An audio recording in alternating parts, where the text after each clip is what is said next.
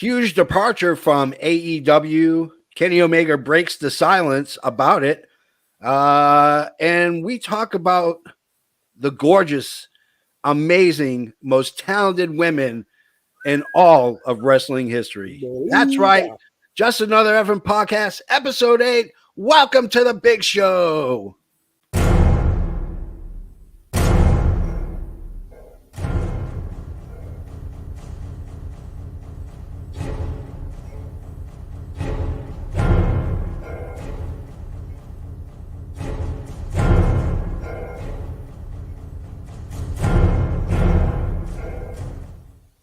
Hit the music.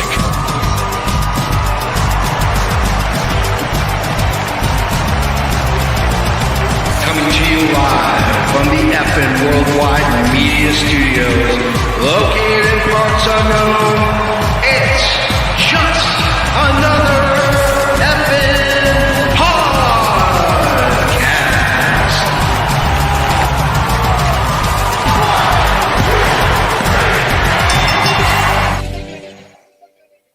Waka waka. Good morning, good afternoon, and good evening, depending on where you are and when you're listening. I am, of course, one half of this amazing, dynamic duo, if you will. I, of course, am all effing wrestling. I am the JFB, James from Boston. And it's me, your Canadian hero, the patron saint of professional wrestling. Oh, I'm that gingered up, bubbly son of a bitch. I'm Canada Dry, damn it. Drink it up. Yeah. Oh, yeah. Oh, that is so smooth going down in the ears, that making love to the auditory orgasm that we do week after week. So we got plenty to cover. Yeah, we got some news, but I think we'll save the big news for last. So let's do a lot of news to talk about today. You're not kidding, Joseph Graham. It has been a busy week for the dirt sheets. So you know what? What the hell? Let's just get to the news.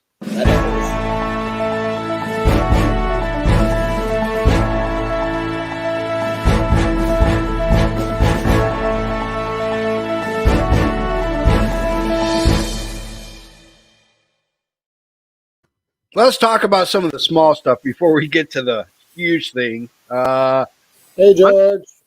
Hey, Justin. Undertaker is going to the Hall of Fame. It kind of a not a big surprise. It's in Dallas, Texas. He's from Texas. Question is, who is going to induct him? Obviously, it's not going to be Paul Bearer. I got two in mind. Who are you thinking? I think Bret Hart would be the best to induct Undertaker. Not just because we're big Bret Hart fans here on the show. Yeah. But because they were legit close. Yeah, they were. They were very close. They respected each other.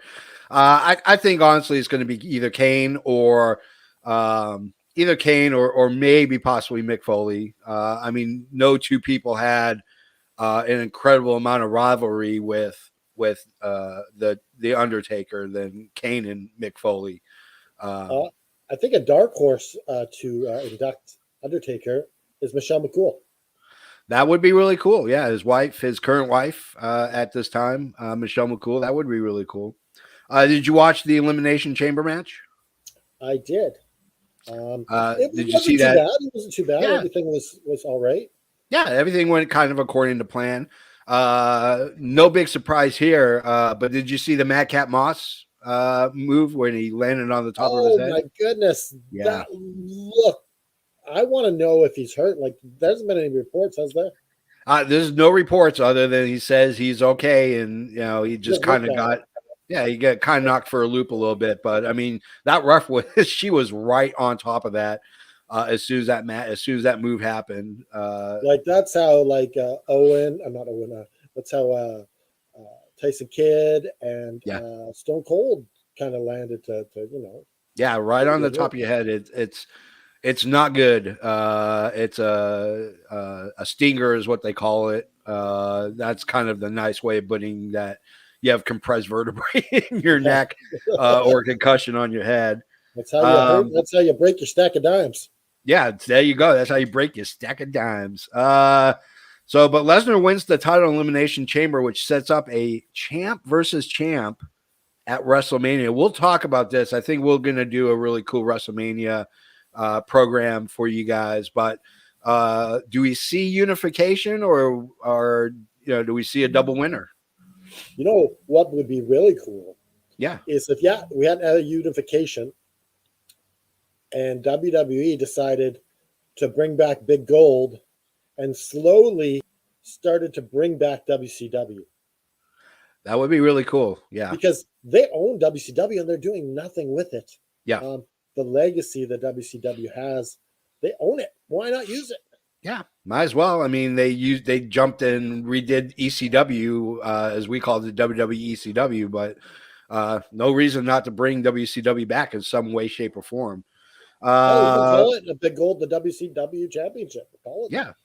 And speaking of WCW and WWE referee Mickey J just passed away recently. Condolences to him and his family. They are always in our thoughts and prayers. It is Joseph Graham says Reigns is going to take it all. I don't know. At this point, we don't know what's going on because they're not really announcing it other than it's Lesnar versus Reigns. You know what's funny about that is so apparently Brock Lesnar got tired of sitting in the pod. Yeah. And it wasn't his time, and he just kicked it open. He kicked the damn door wide open. He broke the forbidden door of the Elimination Chamber, damn it.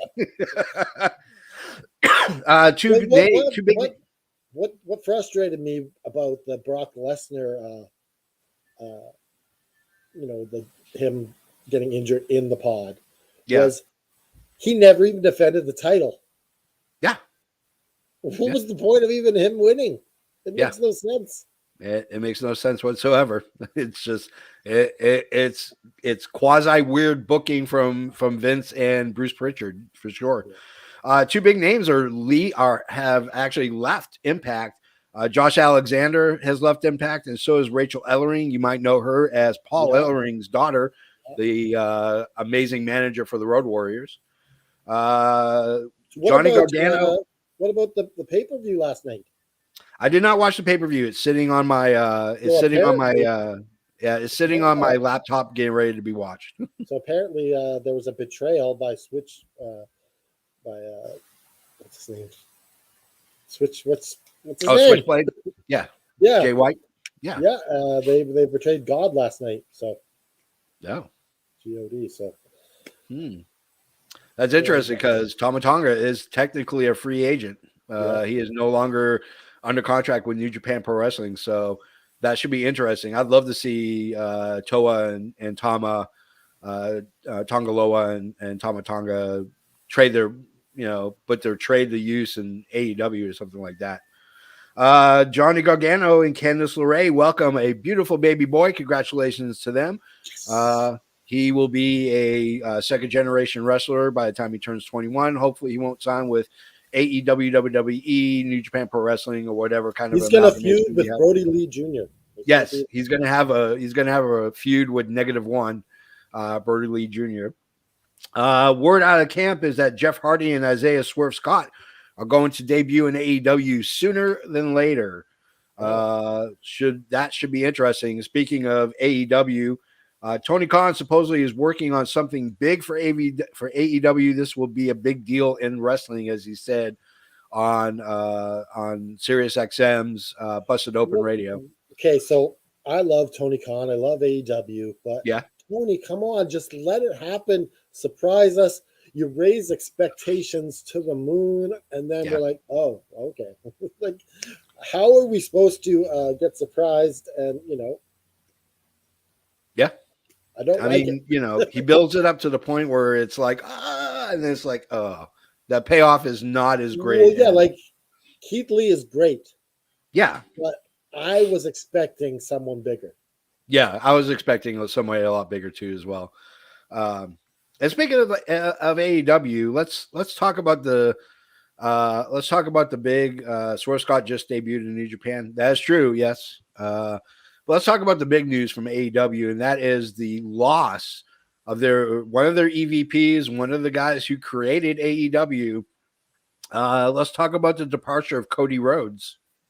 Is it a work? I don't think it's a work. I really don't. I mean, if it is, it's the greatest work that's ever been done it's the greatest work in wrestling history. Oh yeah, nothing will go down as the greatest work other than, yeah. I mean, I personally don't think it's a work. I think the chasm between Cody and Tony Khan is big as a big Tony fissure. Said, he thinks the door is still open for Cody to come back. I mean, I wouldn't be surprised. There's no reason to say never. I mean, that's the one thing I've learned about professional wrestling. You never say never in professional wrestling because inevitably it's cyclical. The rumor. I mean, the rumor mill is bonkers. So essentially, what happened was, Cody was working on a match-to-match basis as they were trying to rework a new contract. Then Cody basically set Twitter on fire. He was trending number one for almost 3 days straight. But what makes me think it is a work is that statement where he goes that you're about to go on a ride where you don't know what's going on. You've never seen anything like this before. That sticks in my head. Yeah. And then his great speech that he said, I can't save this for later. Yeah. I mean, very like I said, I mean, he could be working us, as with any person who's under contract with a sports team or under contract with a film studio or a TV studio, even when it looks like it's the darkest of nights, there's still people behind the scenes that are still kind of talking and pushing through. I mean, the sad part is I love this comment by Dallas. I need it to be at work. I love Cody so much that I need him to stay in AEW. I mean, there was an interesting question that was on Core that I answered for us, which was, does AEW need Cody or does Cody need AEW? And my answer to that was neither.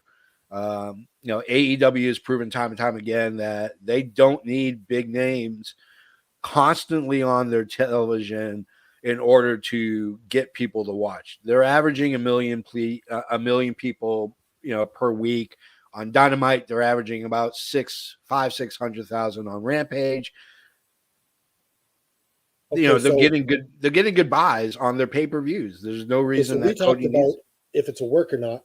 Let's talk about Cody going to WWE. Yeah. Is he at Mania? Who does he face at Mania? The expectation was he was going to.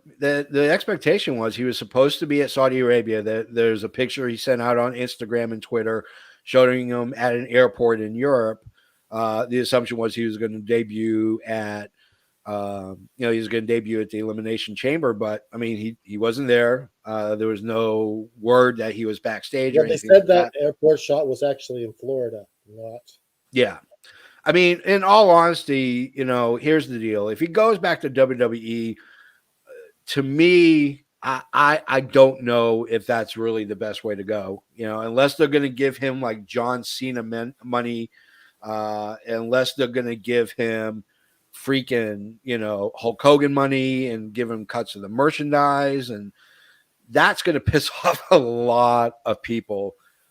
It's probably a short contract if he does, like a year or two. Yeah. And he needs that push because it's all about your career, right? And being that name. Because you can, like, if you could get a Cena push or a Rock sort of push, you can go do movies after, because Cody's got that presence. Yeah. And I mean, they could be telling him they're going to, eventually transfer him to backstage production and maybe training, something like that. I mean, at this point, until he shows up somewhere, until Cody Rhodes shows up either back at AEW, at WWE, or some independent wrestling promotion, or maybe Impact, or even possibly showing up at Ring of Honor when they relaunch in about a month. We don't know. I mean, we don't know because Cody Rhodes has not said anything other than I want to thank the fans, and we don't know the reasons why. We don't, and we're not going to ever find out. George, I guarantee you this: he is not going to be in the 24/7 title picture. He's just not. That is silly to even think that he is, because that's just a waste of money. Yeah, I mean, here's the thing: people paint Vince as this evil genius. Vince is a great businessman, and if he's gonna drop that kind of money on a Cody Rhodes to come back to WWE. There's no way in hell he's not going to be programmed for anything less than a world championship, whether it's on Raw or SmackDown. Vince is a stubborn son of a bitch. Oh, yeah. So even if Cody wasn't working and he invested all this money in, we're going to make it work. Yeah. I mean, everybody's been posting about pictures of Cody Rhodes in a polka dot uniform. And, I think the Vince that you have now, as opposed to the Vince you had when Dusty Rhodes entered WWE is completely different. I like to think he's a kinder, gentler man, but he's a shrewd businessman. And again, there's no reason for him to tank Cody Rhodes if he's going to drop that kind of money. Well, the other thing, if you don't do Cody Rhodes right, you're not getting any more AEW stars. No, that's true. Yeah. You got to because the likelihood is if Cody goes, he's going to bring some people with him. Brian Cage, his contract is up. Kenny Omega. We'll talk about Kenny Omega in a second, but there's a lot of guys. Brian Cage, Wardlow is coming up relatively soon. There's a lot of guys whose contracts, and even women whose contracts are up. But the big reason why. What's that? Do you know who else they bring to WWE if Cody goes? Who's that? This guy. Yeah, I want to watch Cody. Yeah, I mean, as a person who I watched the product, AEW and WWE, as well as New Japan and all the other stuff. For me, I would be more intent. Sometimes I turn WWE programming on as background noise when I'm editing, or when I'm working. Keep it on as background noise, but I actually would pay a lot more attention to it if they brought Cody Rhodes back. But, again, like I said, it's speculation. Dirt sheets have said, oh, it's a signed deal. It's good as done. If he's going to be at WrestleMania, I don't see him debuting at WrestleMania. I see him debuting 2 or 3 weeks before WrestleMania to set up a match. They like to make the Raw after WrestleMania special. Yeah. So either he debuts at Mania, or he debuts the day after. Yeah. And I'll say this, as a person who's been to a WrestleMania, I went to the one when it was in Atlanta. I was there for the Raw after WrestleMania. The Raw after WrestleMania, 99% of the time is bonkers. It is a zoo because you are so amped from that weekend. And most of the people that are in the stands are people who've been at WrestleMania all weekend. And they are drunk. They are belligerent, but they love just chanting and screaming and tossing, and it's if you've never done WrestleMania, do a whole weekend. Go to the Hall of Fame, go to the WrestleMania. Now it's 2 nights, of course, and then go to the Raw after. It's well worth the money to watch. Probably the most unique fans in the world who are just tired and want to see good stuff, and they make Raw. They make Raw hilarious. It doesn't transfer well. The news. Yeah. So speaking of news, Kenny Omega actually talked about his contract being up as well. So apparently Cody Rhodes had an option in his contract. So do the Bucks. Kenny Omega does not. So his contract is up in a year. He says he doesn't think his money was why Cody left. This was all on the Wrestling Observer podcast. He talked about his speculation that he thought it had to do with creativity and creative differences. And then, of course, he speculate. They asked him about the speculate if Cody Rhodes is going to be an Elimination Chamber, which he said, I seriously doubt it. But if he is, he is. If he isn't, he isn't. But he brought up one good point, which was really surprising. I'm not really good friends with Cody Rhodes, and that I am with the Bucks and Adam Page. I'm not really close personally with Cody Rhodes, which I thought was very telling about. Yeah, and that was something that's been talked about for the last year or so. Was the schism between Bucks and Omega and Cody. Yeah. Like when it first started, it seemed like they were all one big happy family. Yeah. And then Cody was kind of pushed out. Yeah. And I mean, that's what she wrote. So enough about Cody Rhodes, damn it. We'll talk about Cody Rhodes when he finally shows up somewhere, then it's worth us talking. Yeah. And maybe dedicating a whole show to Cody Rhodes and his road to wherever he ends up. But the road to Cody. Yeah, the roads to Cody. But since we're done with that, let's go ahead and get to the super juicy. Let's get to the main event. Gentlemen, this is the main event of the evening. All right, welcome to the main event, ladies and gentlemen. In this corner and in that corner, we talked about doing a women's show. We wanted to do 2 shows. We wanted to do women currently wrestling right now and what we feel is the top 10 of the women that are wrestling currently today.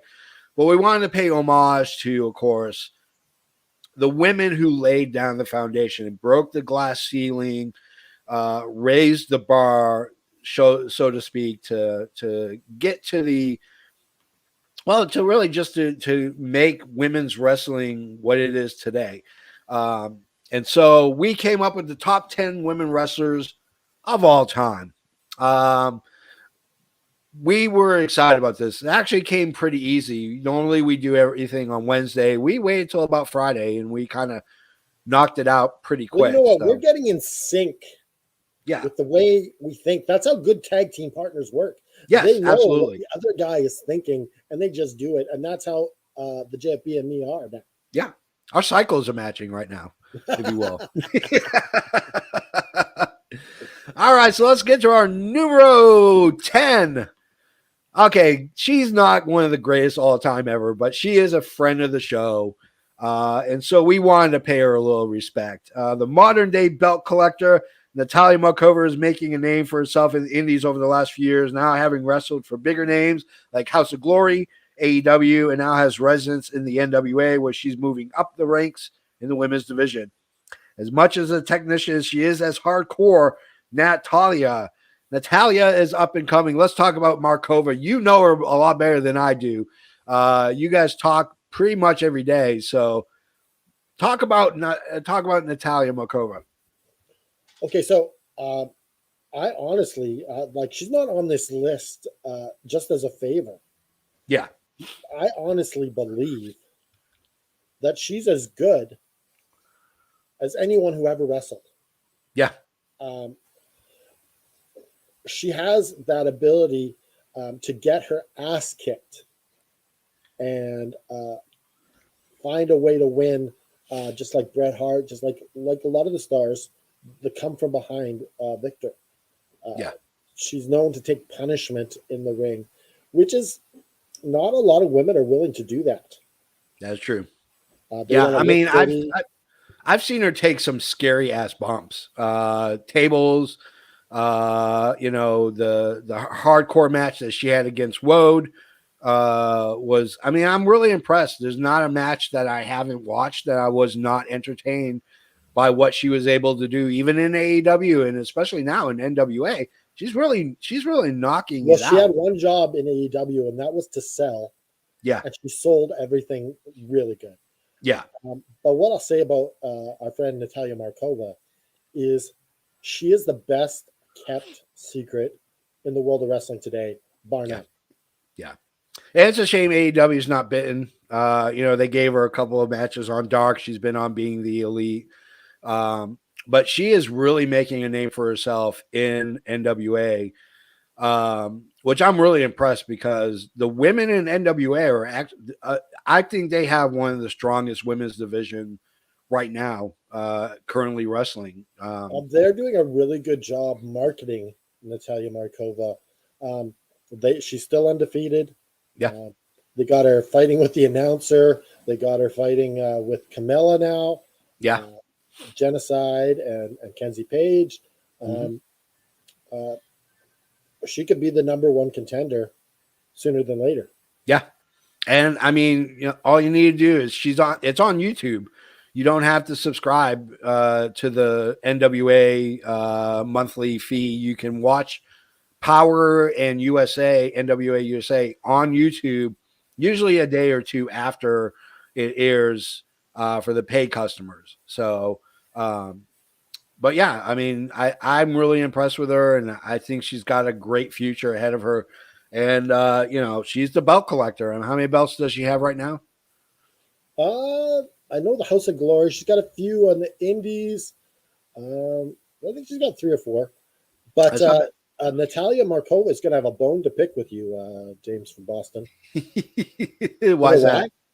Yeah, you picked one with the Shine logo, and she doesn't have blonde hair in this picture. I know. It was a pain to find an actual blonde picture that was in high enough resolution to be on the thing.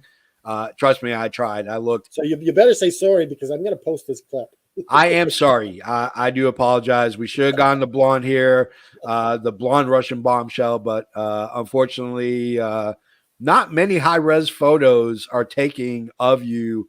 And so I apologize for Shine. And okay, she might not kick your ass down. Okay, that's good. I don't want her to come knocking on my door and kicking my butt. So I have enough people from Russia that want to kill me already. Don't need any more, damn it. All right, let's get to our number 9. Let's talk about Luna Vachon. Coming from one of the greatest wrestling family dynasties. It took her until the age of 16 before she knew she wanted to become a wrestler, despite friction from her family and even Andre the Giant trying to persuade her not to become a wrestler. Starting as a face, it wasn't until she joined Kevin Sullivan's entourage that we started to see the gimmick that she'd be known for. The vein makeup and the blonde mohawk made her look different, but it was her vicious brawler type of wrestling that made her stand out. She was, as I like to say, a pioneer. Let's talk about Luna Vachon, Canada Dry. Luna Vachon is ahead of her time. Like at the time, you had Sable as the WWE Women's Champion. Yeah. And she was instructed, if you hurt that face of Sable, you're fired. Yeah. So it's like she just did an amazing job putting over Sable at WrestleMania. And Sable, she can't wrestle. No. And what happened is she just made Sable look like $1 million. Yeah. She goes backstage and everyone is gushing over Sable when she carried the load. Yeah. And that's who she was. She was a great wrestler for women when there was none. Yeah. I mean, she came up with Moolah and wrestled through Moolah's her company. But being a Vachon means you have to be kind of crazy. You have to be kind of vicious. She was an adopted daughter of the Vachon. She was adopted. That's right. Yeah. She technically by blood is not a Vachon, but she's got Vachon blood in her because she wrestled. Her gimmick was styled after Mad Dog Vachon, it's amazing how that transferred over. Her days in NWA, her days in AWA, WCW, WWE, any wrestling promotion at that point in time, you name it, she did it. And she didn't always win. I want to talk about Alundra Blaze for a second here. Yeah, Medusa. They were good friends. And Alundra Blaze, she wanted more for Luna because she knew how good Luna was. Yeah. And she was willing to take the pin and take the heat for giving Luna the title, but Luna couldn't follow through with it. She couldn't do it. Yeah. Which just, they loved each other. Yeah, absolutely. Yeah. And I mean, like I said, I mean, she's got history of wrestling in her family. And, at the end of the day, she really was a pioneer because she was taken more seriously as a wrestler than she was as just being a sideshow or, hey, she's just a good looking girl, But what I like about it is that she had that voice, that rasp, and she just talked like that all the time. And that's the commitment to the gimmick, as we say here at FN Wrestling, living the gimmick. Yeah, absolutely. Gimmick. Yeah, if you get a chance, Dark Side of the Ring season 3, they talk about Luna Vachon. There's a lot of stuff that was going on in her life during this time. We did lose her; she is no longer with us, which is a shame because I think she could have really taught this generation of wrestlers how to be better than just being good looking and being found on a model search from WWE. So, all right, let's get to our number 8. Number 8 was pretty easy for us. We went with, of course, Jazz. While many like Mae Young and Wendy Richter were pioneers of women being less of a sideshow and more of an actual wrestling, Jazz was one of the first women of color to become prominent in women's wrestling. She had a very aggressive style that matched well with her flashy style as well and made her a contender in every promotion she's ever wrestled in. Let's talk about Jazz. She's a multi-time belt holder in WWE. She could kick ass. So what the thing with Jazz is, she wasn't getting the recognition that she needed. Yeah. But in recent years, she is actually getting the credit now. Yeah. With the speech on the NWA Empower and the last pay-per-view as well. She's married to what's that guy, Mac? Back to Mac. What's his name? Anyways, she did well in Impact. Where she kind of had her retirement, but Jazz is probably one of the most hard-hitting, brawling style women wrestlers of all time, and much like Luna Vachon, she just brings it every night.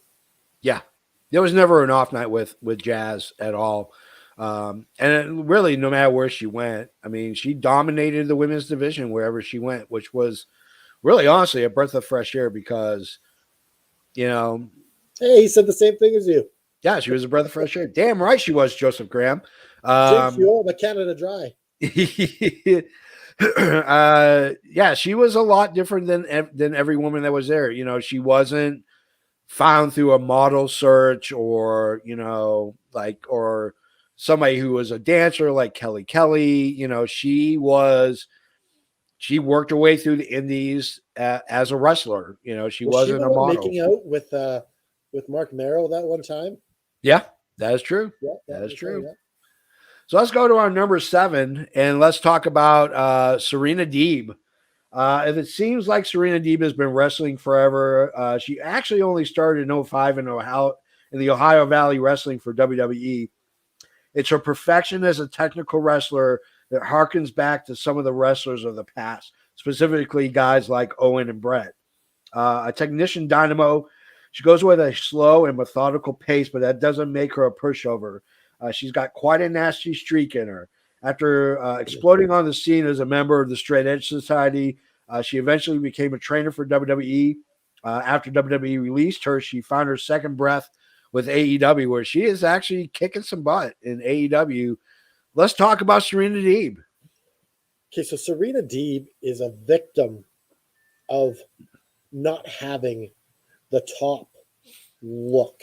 But she's not ugly, but she's average looking, and that's her punishment, is she doesn't get to showcase what she was. Like when she was with Straight Edge Society, they didn't let her wrestle. Nope. She was just there. And when she came to AEW, I'm like, why? I was like, why? Why even bother? But she won me over. night after night, and her NWA title reign was amazing. You really appreciated what she does in the ring, and it's so awesome that AEW is giving her that spotlight and appreciating what she has. I think that if they don't put the AEW women's title on her soon, it's a big waste. Yeah, I agree. I mean, if you want to see what she's responsible for as a trainer, turn on WWE and watch Becky Lynch, Bayley, Alexa Bliss, Charlotte, Sasha Banks. I mean, that's just 5 that all trained under Serena Deeb. You know, her knowledge of wrestling is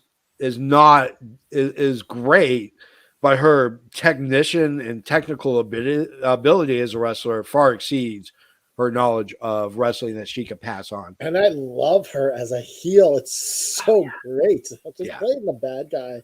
It's got to be a lot of fun for some of these wrestlers. Yeah, absolutely. It's always fun to play a heel. It's never, you know, nobody's going to have a knee slapping good time playing a face all the time. You know, you love playing the bad guy because the bad guy has no rules. Well, the good thing about playing the face is that all these people are cheering you, and you could be like, "I love you," and you know, feel the warmth of the fans. But nothing better than playing the heel. Like no, nothing's better than playing the heel.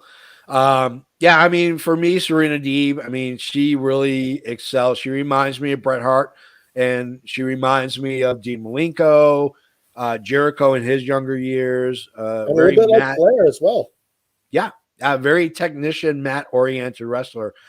And if you don't, you know, if you didn't watch last week's Rampage in her 5-minute rookie challenge, there you go. I mean, she carried that match, you know, with somebody that's very green. But yeah, I mean, if they don't put the belt on her, and I'm not talking about the TBS belt, I'm talking about the actual women's title. Okay, prediction. Okay. She beats Thunder Rosa for the AEW women's title.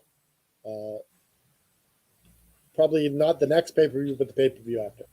I'm all right with that. I'll go with that. Not Revolution. Probably maybe All Out or something. Yeah, All Out or Full Gear.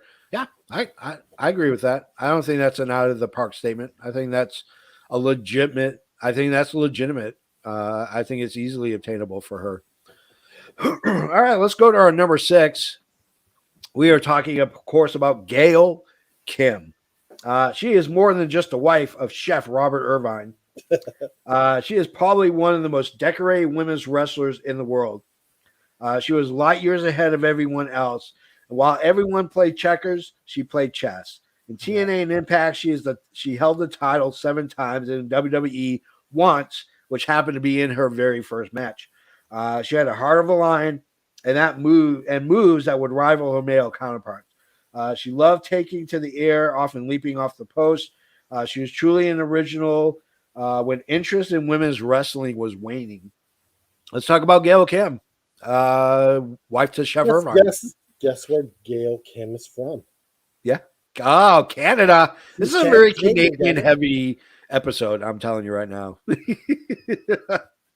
So Gail Kim, I just remember when she debuted for WWE and won that I was blown away. I was like, who is this? Yeah. She's awesome. Yeah. And I've been a fan of Gail Kim ever since.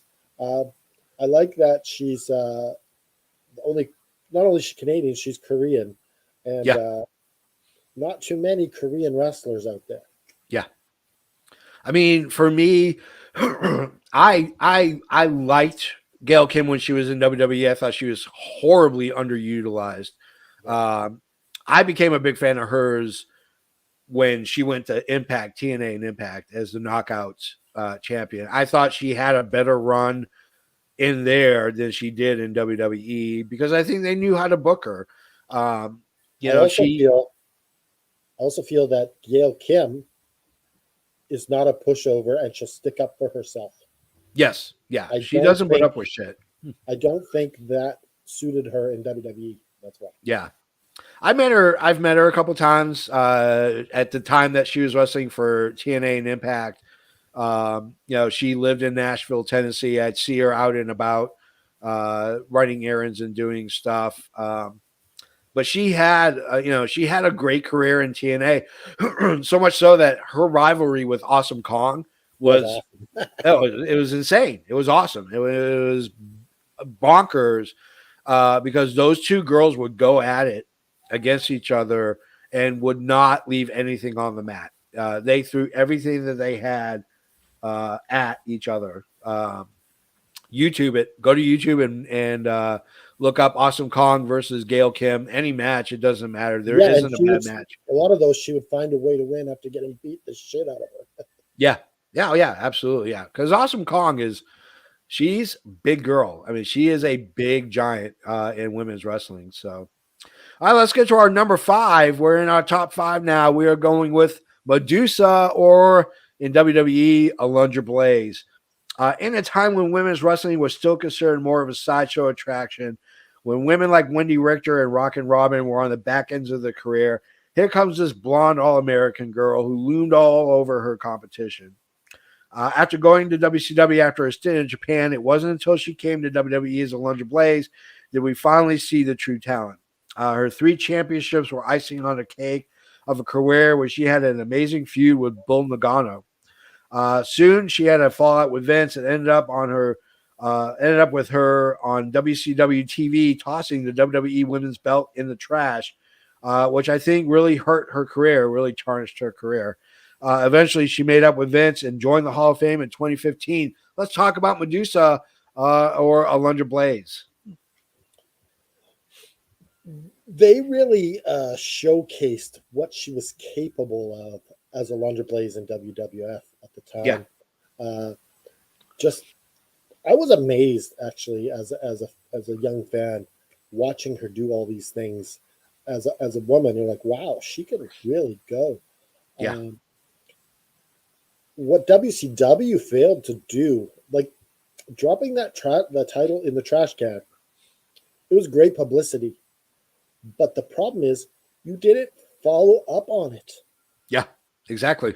You now introduce the WCW Women's Championship and have her as the first holder and get a women's division, but you did nothing with it. Yeah. And the problem was that, she went to WCW when WCW was NWO centric. Yeah. And she wasn't a member of the NWO, although she was a valet for Macho Man, along with Gorgeous George and Miss Elizabeth. She wasn't, they didn't have a lot of women wrestling, and it was all valets and managers. And to be honest with you, it kind of sucked because I think that took a lot of years out of her career that she could have been, wrecking havoc anywhere else. I mean, it would have been great if she went independent and maybe went back to Japan. It's a shame that she had the fallout with Vince, but she's currently with NWA. Yeah.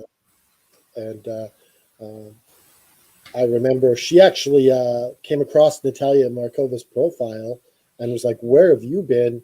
You're awesome." And I don't know if she had anything to do with Natalia coming in, but Billy Corgan discovered her. But I know that she's a big fan of Natalia as well. Yeah, and I mean, Medusa, like I said, I mean, she was just after that golden age. She even pleaded to Vince to bring in more women who have and can wrestle and give her some competition. That's how WWE went after Bull Nagano.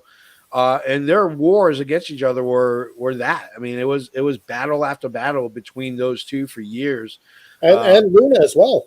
Yeah, and Luna as well. Absolutely, yeah. And the matches between Medusa and Luna were epic. And like I said earlier, she wanted to give the title to Luna because, and if you think about it, that makes the women's division better. Yeah, if Luna would have got the title, absolutely. Because now you got a feud between Alundra and Luna. Yep. So had Luna actually went through with it, maybe the women's division gets that elevation. Absolutely. Yeah. Oh, you're totally right. All right, let's get to our number 4. We're in our top 4, the final 4, if you will, for the women in wrestling, and we're going to go with number 4. We did an entire episode on her. It is Chyna. Joni Laurer was cast from an entirely different mold, one that only a handful can ever claim that they're from that same mold. Known as Chyna, the ninth wonder of the world, she changed the entire landscape of women's professional wrestling for good. In an era dominated by bra and panty matches and over-sexualized wrestlers, Chyna changed that. As beautiful as a person as she was intimidating, Chyna imposed her position in the ring. It's hard to believe that she was only the women's champion once, but not impossible to believe that she was also a 2-time intercontinental champion. She was stronger than 99.9% of the women in the ring at the time and most of the men. It's a shame that later in her career she was used and booked horribly, and then after years of mental health issues and substance abuse, we lost her way too soon. Damn it, Vince. Put her in the Hall of Fame. That is from the JFB. Let's talk about Chyna. We had an episode about it, but let's talk about her. Wow, Chyna. It's a shame we didn't get to see a lot of women's matches with Chyna because she was valet for a lot of time, and there wasn't a lot of Chyna on TV very often to see her matches. It was a lot of time it was pay-per-view, so they often saved it.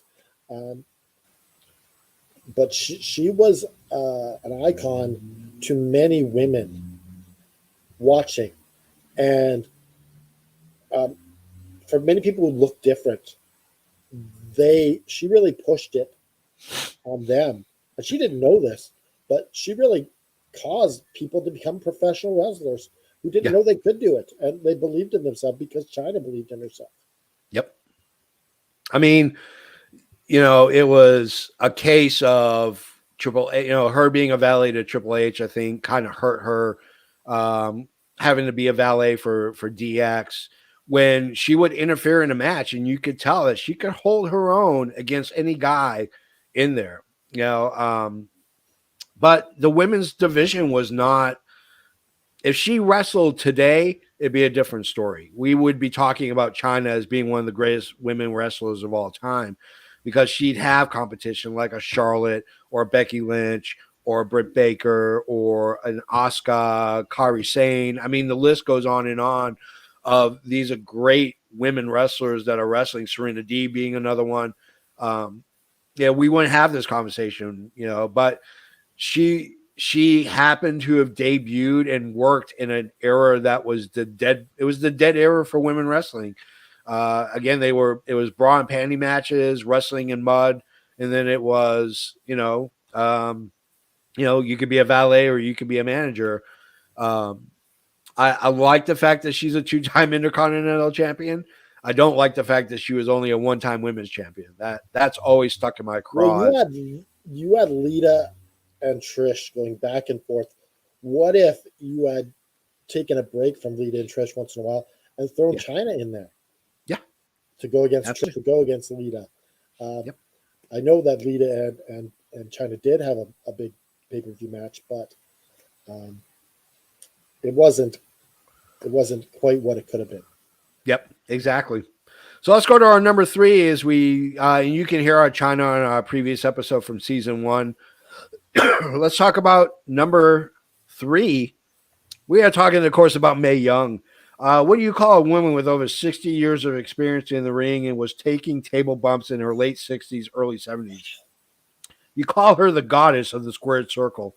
Mae has seen it and done it all, achieving most of her success in the NWA, winning the women's championship one time. In the late 90s, she had a resurgence when her and Moolah started competing with the women of WWE. She had some memorable skits, including giving birth to her large hand by Mark Henry. No one could ever forget seeing her power bombed through a table by Bubba Ray Dudley. Even as it became more and more crazy, she always did it with a smile. After her passing, they named the NXT Women's Tournament after the Mae Young Classic. let's talk about Mae Young and the importance of what she brought to the table. You know, I would have loved to just give her a hug. Yeah. And there's this picture of this Mae Young give me a kiss on the cheek. Yeah. You know, she just had that presence about her that you're just like your grandma on TV taking bumps. Yeah. Yep. Exactly. It was incredible. And she just endeared everyone to her. And like, you just felt like you knew this woman that was in these little comedy skits each week. I wish that I would have been able to see her wrestle when she was young. Yeah. I that's a regret that I have as well. You know, it's funny. There's a story that Bubba Ray, Bully Ray, or whatever you want to call him, talks about when he saw on the call sheet that, you know, she was going to take a table bump. He went to Vince and said, absolutely not. I'm not putting her through a table. I don't want to hurt her. And she slapped him on the chest and said, I can take it. Don't you worry. And he did. He gave her the power bomb and she took it. And he went backstage and he felt so horrible. And he gave her a big hug and she pinched him on the cheek and said, thanks a lot.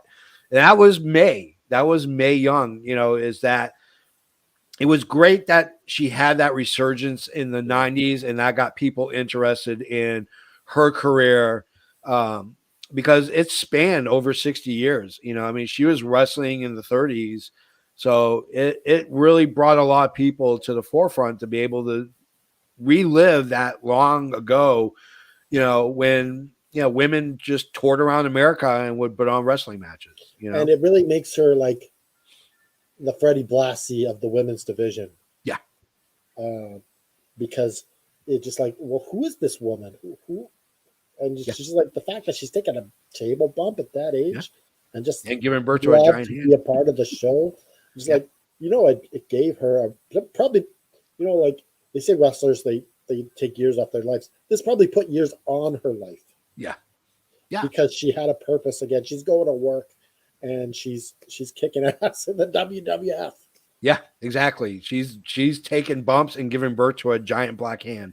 I mean, what more can you say about Mae Young? It was an off-color hand, I think. I'm not sure. I don't remember. All I know is it was a giant hand that came out of her vagina. Probably the funniest thing that ever happened. It's strangest, anyways. Let's go to our number two. Let's go to our number two. We're talking, of course, about Lita. Our final two are here for good reason, and our number two has a reason why women are seen as true wrestlers. Lita was formerly trained as a luchador, which she used to rise in the ranks. Starting ECW as a manager, she transitioned to WWE, where she started having matches with the high-flying Hardy Boys. When she started wrestling, she took her high-risk, high-flying spots and shot her career to the moon. Her rivalry with Trish Stratus eventually led her to main eventing Raw and showing the WWE universe that anything men can do, Lita can do better. Let's talk about Lita really quick. Well, did you watch the Chamber? Yep. Chamber?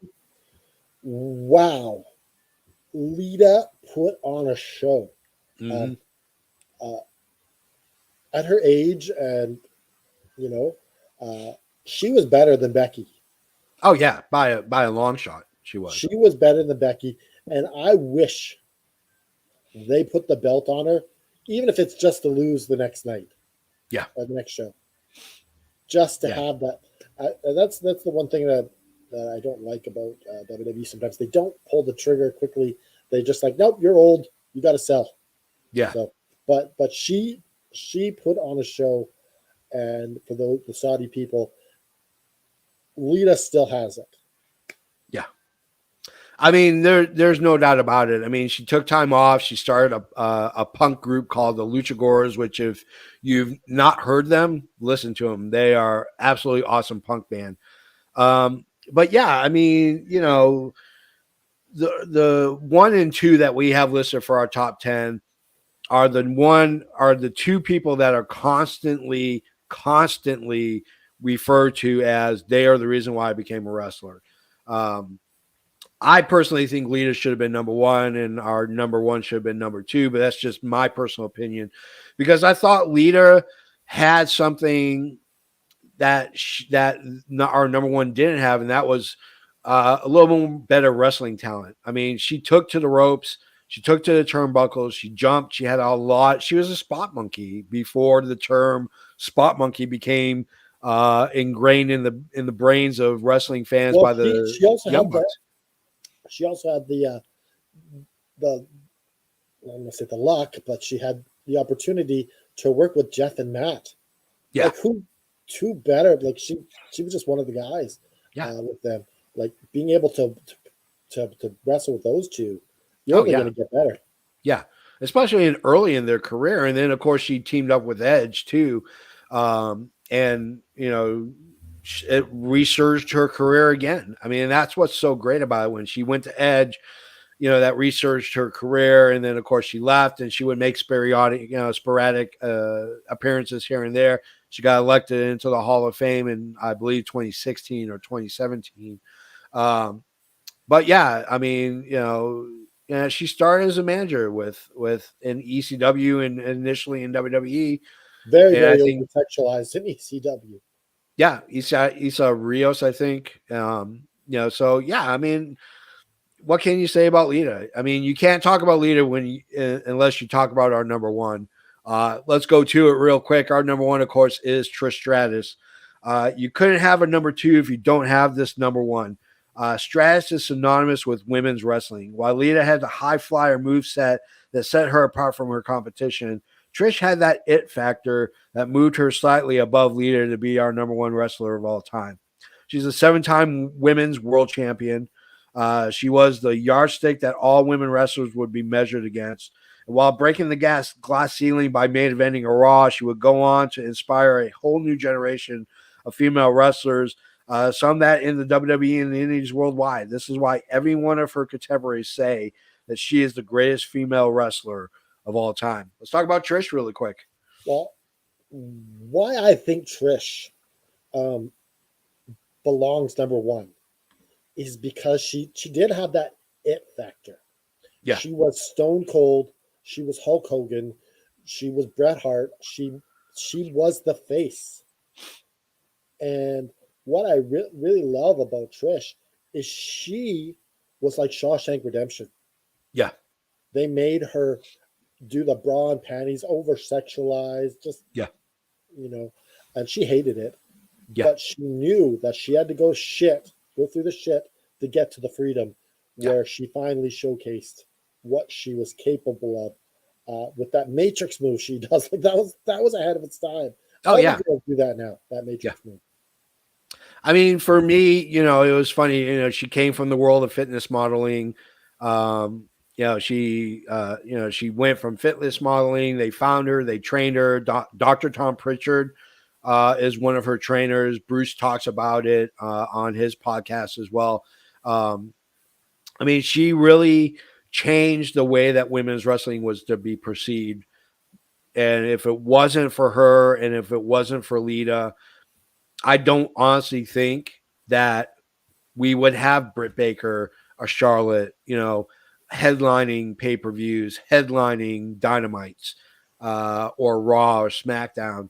We wouldn't have it. And that's a sad fact. At the time when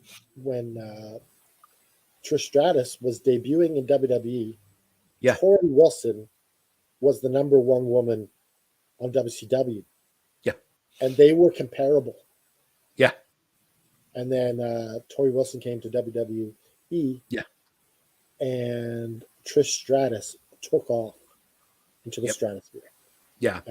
And you could talk about her work and programs with Lita, but I actually thought her rivalry with Mickie James was a lot better. Incredible. It was unbelievable. The whole stalker, single white female aspect of it was real creepy. The WrestleMania moment for Mickie James when she put her tongue between her fingers. It was solid gold. and don't get me wrong. I mean, she main evented against Lita, and Lita main evented Raw 3 times. Trish Stratus only main evented twice. But yeah, there was something about her that had that star power that, Lita necessarily didn't have. You need Lita, you need Trish together, or it doesn't fly. Yeah. I mean, again, you can't have Superman without Lex Luthor. You can't have Spider-Man without Green Goblin. You can't have Batman without the Joker. I mean, essentially that's you need to have a foil or someone to play off of. That's what makes good wrestling. When you have a heel or you have a face that's a direct opposite. Yeah, totally. So that is our list. I'm sure some of you will agree. Some of you might. But we will have another list with current wrestlers as we definitely will dive into the top 10 women that are currently wrestling now. But I think, maybe this week we do another audience, let them pick the topic, or you want to just... Well, we'll see. We'll see how it goes. We'll see. Yeah. Okay. Well, we'll figure it out. We'll play it by ear. So, it's funny. Brooke Hogan, obviously she wrestled at TNA. Did Hulk Hogan give you any kind of input as to maybe we should have put Brooke in the top 10? Well, he was like, "I'll tell you what, brother. You put my daughter on the show as one of the all-time greats, and I'll come on next week on the effing podcast." And I said, "No, I can't do that, Hulk." And he's like, he was mad. Yeah. He pretty much disconnected the conversation. So it's going to be a little bit before we get Hulk Hogan on the show. So that's effing wrestling 389. Hulk Hogan 0. Canada Dry out. This has been an effing worldwide media production. You can find us on Twitter at All Effing Wrestling or at Effing Podcast. You can also find us on Facebook at facebook.com/Effing Wrestling. After that, why don't you go ahead and throw a T on your back? You can find us on the Pro Wrestling Tee store at prowrestlingtees.com/Effing Wrestling. You can find all this at our new website, effingwrestling.com. And